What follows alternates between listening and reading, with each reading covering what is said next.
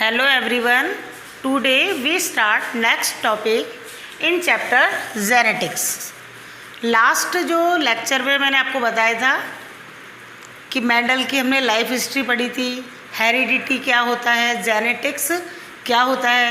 Mendel ने अपने experiment कौन से प्लांट पर किए थे? गार्डन पी प्लांट पर।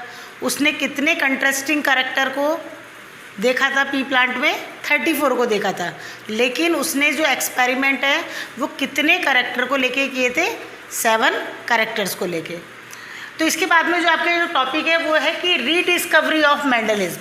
अब मैंने आपको मेंडल की लाइफ हिस्ट्री में बताया था कि मेंडल पूरी लाइफ जेनेटिक्स के बारे में, हेरिडिटी के बारे में, वेरिएशंस के बारे में एक्सपेरिमेंट करते गए। उनके जो वर्क था वो ब्रून सोसाइटी ऑफ नेचुरल हिस्ट्री में पब्लिश्ड भी हुआ 1865 में, लेकिन लोगों का इस और ध्यान नहीं गया और मेंडल को अपने जीवन में इसकी कोई भी प्रसिद्धि नहीं मिल पाई। यानी मेंडल बहुत दुर्भाग्यशाली था। जब तक वो जिंदा रहा, काम करता रहा, लोगों ने उसको नहीं समझा और उसके बाद में 1884 को मेंडल की क्या हो गई थी? डेथ हो गई थी। लेकिन मेंडल की डेथ के 16 ईयर्स के बाद, कितने? After the 16 years 3 scientist. 16 years कितना हो गया? 90s में। भाई 84 में हो गया तो 90s में कितना डिफरेंस हो गया? 16 ईयर। तो 3 अलग अलग जो कंट्री है उनके साइंटिस्ट थे। फर्स्ट थे ह्यूगो डी व्रीज हॉलैंड के, कार्ल लॉरेंस जर्मनी के और इरिच वॉन शेरमेक ऑस्ट्रिया के थे। ये तीनों साइंटिस्ट जो थे उन्होंने अलग अलग एक्सपेरिमेंट किए हेरिडिटी पर, वेरिएशंस पर, और उन्होंने जब उनको रिज़ल्ट मिला तो उन्होंने देखा कि उनको वही रिज़ल्ट मिले हैं, वही रिज़ल्ट प्राप्त हुए हैं जो 35 ईयर्स अगो किसको मिल गए थे? मेंडल को मिले थे। क्योंकि मेंडल ने 1865 में हेरिडिटी, वेरिएशंस इनके बारे में बता दिया था और उसके बाद में 90s में वापस उसी चीज़ को इन 3 जो साइंटिस्ट हैं उन्होंने बताया। तो उन्होंने इसका क्रेडिट अपने ऊपर नहीं लिया। उन्होंने कहा कि जो बात आज हम हेरिडिटी के बारे में, वेरिएशंस के बारे में, जेनेटिक्स क्या है, इसके बारे में जो बता रहे हैं वो 35 ईयर्स पहले कौन बता चुका है? मेंडल बता चुका है। इसलिए उसका क्रेडिट उन्होंने अपने ऊपर नहीं लिया और इसका क्रेडिट उन्होंने किसको दिया? मेंडल को ही दिया और इसीलिए मेंडल को ही फादर ऑफ द जेनेटिक्स कहते हैं। अब हम पढ़ेंगे मेंडल के एक्सपेरिमेंट कि मेंडल ने 7 कैरेक्टर्स को लेकर किस किस तरह के एक्सपेरिमेंट किए।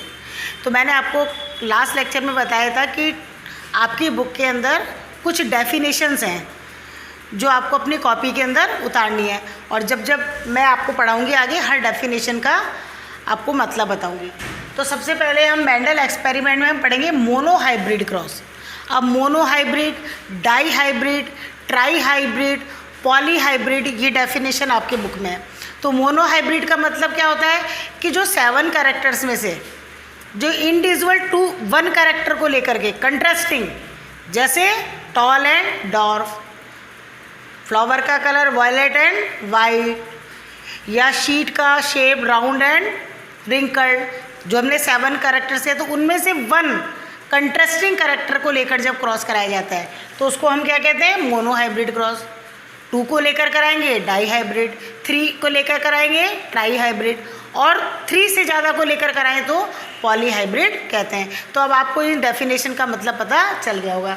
तो mono hybrid cross the cross in which the inheritance of 1 trait, traits का मतलब भी क्या होता है? कैरेक्टर बोलो या टैरिट बोलो, is study is called mono hybrid cross. जब 1 कैरेक्टर को लेकर के क्रॉस कराया गया और उसके ऊपर जो स्टडी करी गई उसको क्या कहा गया? Mono hybrid cross.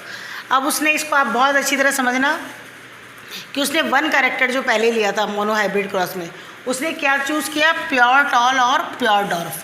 आपको बताया था प्योर टॉल और प्योर डॉर्फ। प्योर टॉल, जो टॉल वाला कैरेक्टर था वो क्या था? डोमिनेंट, और जो डॉर्फ वाला कैरेक्टर था वो क्या था? रेसेसिव कैरेक्टर था। तो उसने F1 जनरेशन, पहली ये जनरेशन कहलाती है F1 जनरेशन। तो जब 2 पेरेंट्स में लेकर क्रॉस कराते हैं तो जो जनरेशन मिलती है उसको हम क्या कहते हैं? F1 generation. ये डेफिनेशन भी है आपके बुक में।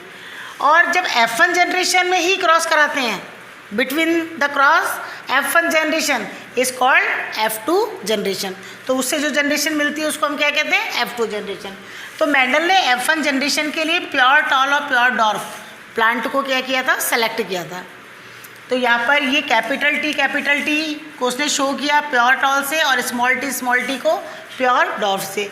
ये क्या कहलाते हैं, पेरेंट्स। पेरेंट्स में आपको पता है एक मेल और एक फीमेल, तो उसने इसमें से किसी को भी, एक को तो मेल माना और एक को क्या माना, फीमेल। अब क्या बनते हैं, जब भी रिप्रोडक्शन कराते हैं या क्रॉस कराते हैं तो क्या बनते हैं, गैमेट्स बनते हैं। गैमेट्स में आप इनको अलग कर लीजिए, कैपिटल टी स्मॉल टी और स्मॉल टी। अब इसको क्रॉस कराया, जब कैपिटल टी को आपने स्मॉल टी से क्रॉस कराया तो क्या आया, कैपिटल टी और स्मॉल टी। फिर कैपिटल टी को स्मॉल टी से कराया तो क्या आया, कैपिटल टी और स्मॉल टी। फिर कैपिटल टी को स्मॉल टी से कराया, कैपिटल टी और स्मॉल टी। फिर कैपिटल टी को स्मॉल टी से कराया तो कैपिटल टी और स्मॉल टी। तो F1 जनरेशन में मेंडल को सभी प्लांट कैसे मिले थे, टॉल मिले थे। लेकिन क्या ये प्योर टॉल है, क्या प्योर नहीं है, ये कौन से हाइब्रिड या इनको हम इम्प्योर टॉल कहेंगे। क्यों कहेंगे, क्योंकि इसमें जो दोनों गैमेट्स हैं वो सेम नहीं है। जिसमें दोनों गैमेट्स सेम होते हैं, जैसे कैपिटल टी स्मॉल टी, तब तो आप इसको प्योर कहेंगे। लेकिन ये हाइब्रिड है, यानी टॉल का भी गैमेट्स है और डॉर्फ का भी गैमेट्स है।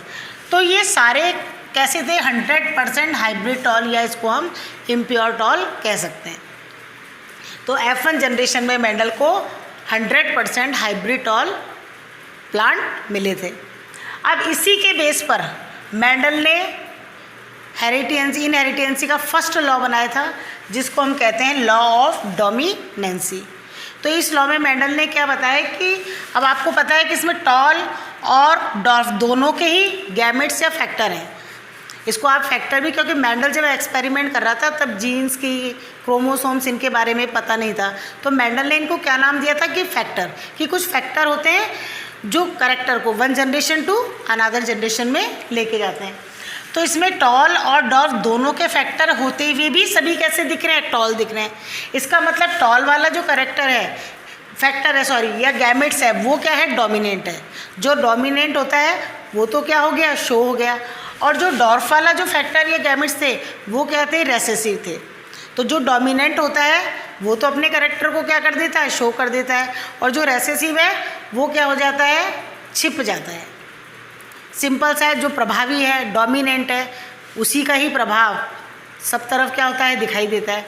क्लास में भी जो स्ट्रांग है, जो डोमिनेंट है, वो क्या करेगा, फर्स्ट बेंच पे आके बैठ जाएगा और पीछे दूसरे को पीछे बैठना पड़ेगा, रेसेसिव वाले को।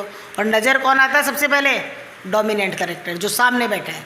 तो इसमें टॉल वाला कैरेक्टर क्या है, डोमिनेंट है, और डॉर्फ वाला कैरेक्टर क्या है, रेसेसिव है। तो लॉ ऑफ डोमिनेंसी क्या बताता है, this law is based on the monohybrid cross. ये जो लॉ है वो किसके बेस पर बनाया गया, मोनोहाइब्रिड क्रॉस के। According to this law, when two plant with contrasting homogeneous trait, homogeneous का मतलब भी वही होता है, ये डेफिनेशन भी आपके है, होमोजीनियस और हेट्रोजीनियस, जिसमें दोनों फैक्टर या गैमेट्स क्या होते हैं, सेम होते हैं, वो क्या कहलाता है, होमोजीनियस। तो homogeneous traits are crossed then the traits that appear in F1 generation. जो कैरेक्टर या जो टेरिट था वो जो F1 जनरेशन में अपेयर हो गया, इज कॉल्ड डोमिनेंट टेरिट। उसको क्या कहा गया, डोमिनेंट टेरिट।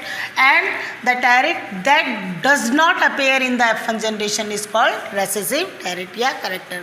जिसने अपने आप को F1 जनरेशन में शो कर दिया वो क्या है, डोमिनेंट है, और जो अपने आप को शो नहीं कर पाया वो क्या है, रेसेसिव है। तो ये फर्स्ट लॉ था। जब भी आपसे एग्जाम में लॉ ऑफ डोमिनेंसी पूछें तो एग्जाम्पल के साथ में पूछते, तो एग्जाम्पल में आपको ये वाला क्रॉस बना करके समझाना है। अब मेंडल ने सोचा कि उसने तो टॉल और डॉर्फ दोनों ही तरह के प्लांट लिए थे, फिर भी F1 जनरेशन में सभी प्लांट उसको कैसे मिले, टॉल मिले।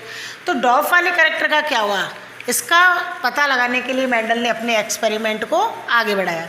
इन F2 generation Mendel cross with F1 generation, तो जो उसकी F1 जनरेशन थी उसी में उसने क्या कराया, क्रॉस कराया। अब आपको पता है F1 जनरेशन में कैपिटल टी स्मॉल टी, ये किसका है, जो मैंने ऊपर साइन बना रखा है, ये किसका है, फीमेल का, और ये किसका है, मेल का है। तो पेरेंट अब इसके गैमेट्स बनेंगे capital T small T, capital T small T, आपने अलग कर लिया। अब कैपिटल टी को कैपिटल टी से क्रॉस कराया, कैपिटल टी और कैपिटल टी, ये क्या हो गया प्योर टॉल। जब कैपिटल टी को स्मॉल टी से कराया, कैपिटल टी स्मॉल टी, ये हो गया इम्प्योर टॉल या हाइब्रिड टॉल। फिर स्मॉल टी को आपने कैपिटल टी से कराया तो कैपिटल टी स्मॉल टी, कभी भी स्मॉल टी पहले मत लिखना, क्यों? क्योंकि जो डोमिनेंट फैक्टर होता है वो क्या होता है पहले लिखा जाता है और रेसेसिव को बाद में। तो स्मॉल टी को कैपिटल टी से कराने पर भी आप लिखेंगे कैपिटल टी स्मॉल टी, ये भी हाइब्रिड टॉल या इम्प्योर टॉल। और जब स्मॉल टी को स्मॉल टी से कराया तो आपको मिल गया स्मॉल टी और स्मॉल टी, ये है स्मॉल टी, ये हो गया प्योर डॉर्फ। तो आपने देखा कि F2 जनरेशन में 25% तो कितने हैं प्योर टॉल है, 50% क्या है इम्प्योर या हाइब्रिड टॉल है, और 25% क्या है प्योर डॉर्फ है। इसके बेस पर मेंडल ने 2 टाइप का रेशो निकाला, phenotype ratio and genotype ratio. ये डेफिनेशन भी है पीछे। फिनोटाइप रेशो क्या होते हैं, एक्सटर्नल जो करेक्टर है उसके बेस पर जो रेशो निकाला जाता है, या एक्सटर्नल अपीयरेंस के बेस पर जो रेशो निकाला जाता है उसको हम क्या कहते हैं फिनोटाइप। जैसे यदि एक्सटर्नल करेक्टर या अपीयरेंस के बेस पे देखें तो हमको 75% प्लांट तो कैसे दिख रहे हैं टॉल और 25% के कैसे दिख रहे हैं डॉर्फ। तो 75 और 25 का रेशो कितना हो गया 3:1। रेशो निकालना आपको आता है मैथ में, तो 75 और 25 का कितना हो गया 3:1। And genotype ratio internal appearance या इंटरनल करेक्टर के बेस पर जो रेशो निकाला जाता है उसको हम क्या कहते हैं जीनोटाइप रेशो। यदि इंटरनल अपीयरेंस या करेक्टर के बेस पर देखें तो हमको 25% कैसे दिख रहे हैं प्योर टॉल, 50% इम्प्योर या हाइब्रिड टॉल, और 25% कैसे दिख रहे हैं प्योर डॉर्फ। तो 25, 50 और 25 का आप रेशो निकालोगे तो क्या आएगा 1:2:1। इस तरह से ये मोनो हाइब्रिड क्रॉस के बेस पर हमने F1 generation and F2 generation पढ़ी है। F1 जनरेशन के बेस पर कौन सा लॉ बनाया, लॉ ऑफ डोमिनेंसी। F2 के बेस पर मेंडल ने जो लॉ बनाया था उसका नाम है लॉ ऑफ सिग्रीगेशन। तो उस लॉ ऑफ सिग्रीगेशन को हम जो नेक्स्ट लेक्चर है उसके अंदर डिस्कस करेंगे। Thank you.